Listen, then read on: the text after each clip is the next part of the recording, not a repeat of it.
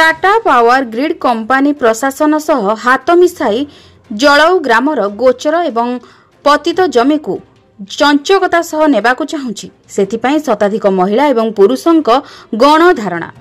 जलऊ ग्राम भितरे अंधारी पंचायत एरसमा तहसिल ग्रामवासी कहवा अनुसार टाटा कंपानी ग्रामवासी सहित होइथिबा आलोचना मुताबक प्रतारणा करी प्रशासन सहित मिसी जलऊ ग्रामर गोचर जमी को हड़प करी तरबरिया भावे नेबाकु चाहुछि। जनशुणाणी न करी मध्य एहा प्रशासनर दादागिरी पणिया को निर्देश करुछि।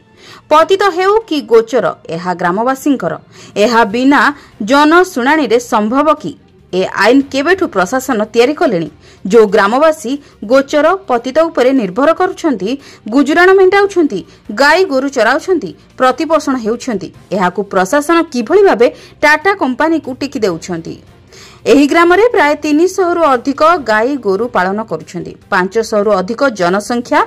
एठारे 750 मेगा किलोवाट रो विद्युत वितरण हेले पाख जमी रे रेडिएशन प्रभाव पड़िबो, फसल हानि हब। ग्रामवासी कहवा मुताबक आम्भे कौनसी परिस्थिति रे टाटा पावर ग्रिड कंपानी को एठारे बसाई देबु नाही।